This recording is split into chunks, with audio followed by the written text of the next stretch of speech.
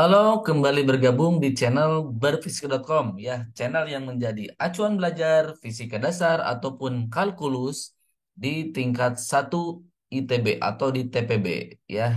Yang baru bergabung atau belum subscribe channel ini, silahkan tekan dulu tombol merahnya ya, agar senantiasa kita selalu update dan selalu bersemangat untuk memberikan tutorial ataupun solusi-solusi ujian dan sebagainya ya.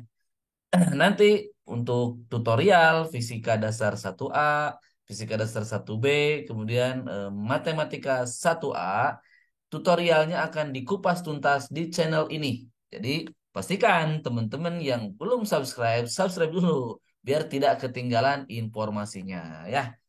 Oke, kita lanjutkan pembahasan nomor terakhir, nomor 5 di UTS Fisika Dasar 1A ITB tahun 2022 ya, yang sudah dilaksanakan tahun kemarin di bulan Oktober ya. Oke, nomor 5 ini tentang dinamika rotasi benda tegar. Nah, biasanya bab 5 ini nanti materinya ada yang masuk eh, semester UTS dan UAS. Kalau untuk UTS ini yang ini ya, yaitu tentang dinamika rotasi saja ya. Kalau yang benda tegarnya itu berkaitan dengan gerak menggelinding dan apa? Kekekalan momentum sudut. Nah, itu di UAS materinya ya. Oke, sekarang mah lebih ringan berarti hanya tentang dinamika rotasi saja ya. Oke, jadi belum bergerak, menggelinding dan sebagainya. Ya, oke. Kita baca dulu. Pada gambar terlihat plat logam dengan rapat massa seragam, berbentuk persegi atau bujur sangkar. Nah, ini ada kata kunci rapat massanya seragam. Jadi di sini tidak ada kerapatan, ya. Jadi rapatnya sama seragam. Tidak ada perbedaan kerapatan, ya. Tidak ada fungsi terhadap X ataupun jarak ataupun yang lain, ya. Panjang sisi ini semua L ya. Jadi persegi bujur sangkar ini ada tiga ya. Ini panjangnya L semua ya. Ini L semua ya. Oke. Nah, massa total ini adalah massanya adalah M. Jadi kalau ini 01 berarti massa masing-masingnya berapa? M per 3. Ini M per 3 ya. M per 3, M per 3. Jadi kayak dibagi 3 sama besar ya. Jadi kan sisanya kosong ya. Karena semua massa dibagi 3 ya. Jadi M per 3 ya. Tentukan posisi pusat massa dari plat logam. Oke, jadi untuk posisi pusat massa sebenarnya ini berkaitan dengan apa? Sistem partikel ya, ada di bab 4 tapi tidak masalah ya. Ini berkaitan ya. Oke, kita jawab saja biar tidak berlama-lama ya. Jawab ya untuk nomor A dulu ya. Nah, ini posisi pusat massa plat ya. Posisinya itu nanti ada XPM, YPM ya koordinat ya. Nah, jadi kalau posisinya, kalau ini koordinat, koordinat. Nah, kalau posisinya kan vektor. Jadi nanti R ya, R pusat massa, XPM arah I topi gitu, ditambah YPM arah J topi. Nah, ini jawabannya posisinya seperti itu ya. Nah, kita akan menghitung koordinatnya masing-masing ya. Koordinat pusat massa benda satu kan ada tiga benda, ada tiga kotak ya. Yang pertama koordinat, oke, pus massa, koordinat pusat massa ya, pusat massa plat satu. Nah, gini ya, oke. Plat satu yang inilah, ini satu, ini dua, ini tiga ya. Oke, berarti X-nya berada di mana? Nah, dia kan kalau pusat massa itu di tengah-tengahnya kalau benda simetris ya. Berarti untuk benda satu itu adalah ada di sebelah kiri minus 0,5 L. Nah, kan koordinatnya 0 ya. Jadi kalau dia di tengah-tengahnya di sini berarti sumbu X-nya minus ya. Kemudian dia ada di sini. Nah, di sini. Sumbu Y-nya setengah. Berarti Y-nya adalah 0,5 L ya di atas. Di atas sumbu 0. Di atas. Positif ya. Nah, sekarang koordinat untuk pusat massa plat 2. Pusat massa plat 2. Nah, berapa? Nah, plat 2 yang ini ya. Berarti dia ada di X-nya di bawah, di kiri, sorry. Masih di kiri ya. Nah, Y-nya dia di bawah sumbu nol. Ini sumbu Y nol. Berarti minus 0,5 L ya. Terakhir, koordinat siapa? Koordinat pusat masanya plat ketiga. Pusat massa plat ketiga. Nah, X-nya berapa? X-nya kan di kanan tuh. Jadi dia, di sini kan? Nah, di sini kan? Nah, di sini nih, di sini. Di sini ya. Nah, positif karena di sebelah kanan 0. 0,5 L, Y-nya di bawah minus 0,5 L. Nah, untuk menghitung pusat massa koordinat masing-masing, kita coba XPM-nya dulu. XPM-nya berarti gimana? M1, X1 ditambah M2, X2 ditambah M3, X3 ya, dibagi M1 ditambah M2 ditambah M3. Oke, M1-nya kan M per 3.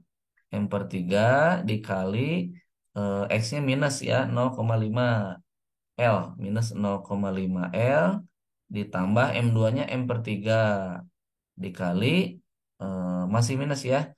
Minus 0,5 L ditambah M per 3 dikali yang ketiga mau positif ya. 0,5 L dibagi. Nah, dibagi apa? M1 tambah M2 ya M total. Ya, kita ganti.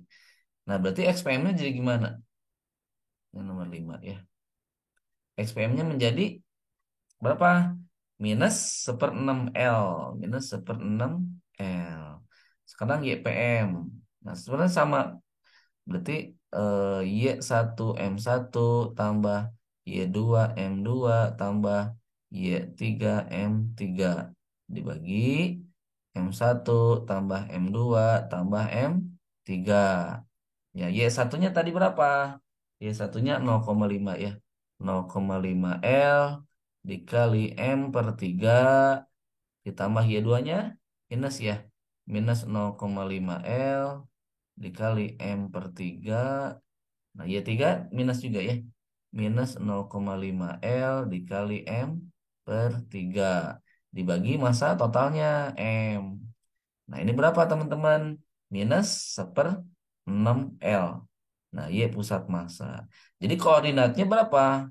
Koordinatnya itu adalah minus 1/6 L, minus 1/6 L. Kalau posisinya gimana? Jadi posisinya kan vektor.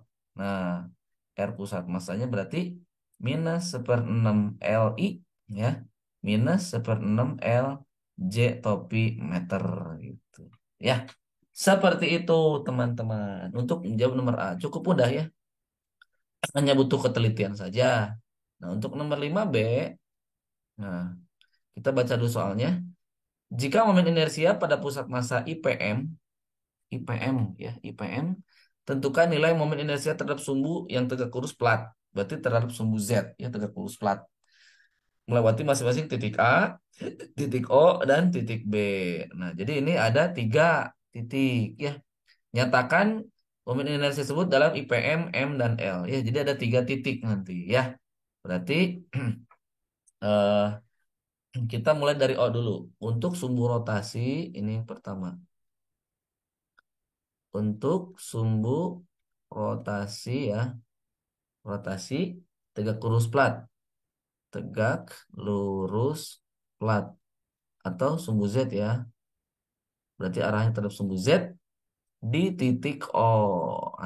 Di titik O bagaimana? Kita terapkan teorema sumbu sejajar. Teorema sumbu sejajar ini tentang momen inersia ya. Jadi teman-teman boleh dibuka materinya ya. Apa rumusnya? I yang baru sama dengan I pusat massa ditambah MD kuadrat. Nah, D ini adalah jarak dari pusat massa ke sumbu yang baru, ke sumbu yang baru, ke sumbu yang baru ya. Berarti kita harus nyari D-nya dulu. Berarti D-nya apa? D-nya akar kalau di titik O. Berarti apa? Kan jarak pusat massanya min 1/6 L tadi ya. Berarti kan miring ya, miring. Mana tadi kita cek ya. Nah, ini kan min 1/6 L. Nah, dia kan di sini. Jadi nanti jaraknya miring. Nah, jaraknya miring ya. Gitu. Oke. Berarti min 1/6 L kuadrat ditambah min 1/6 L kuadrat gitu ya. Karena dia miring. Kalau miring kan Pitagoras ya. Nah, berarti ini kan sumbu Y, ini sumbu X. Nah, berarti kalau D kuadratnya menjadi berapa? 1/18 L kuadrat. Sehingga apa? Sehingga inersianya menjadi, sorry. Jadi, nah jawabannya, inersia di titik O sama dengan IPM ditambah 1/18 ml kuadrat. Nah, ini dia teman-teman jawabannya. Nah, begitu ya untuk di titik O. Ayo kita lanjutkan di titik A dan B ya. Sekarang di titik A. Nah, sekarang yang kedua, sumbu rotasi di titik A. Di titik A ya.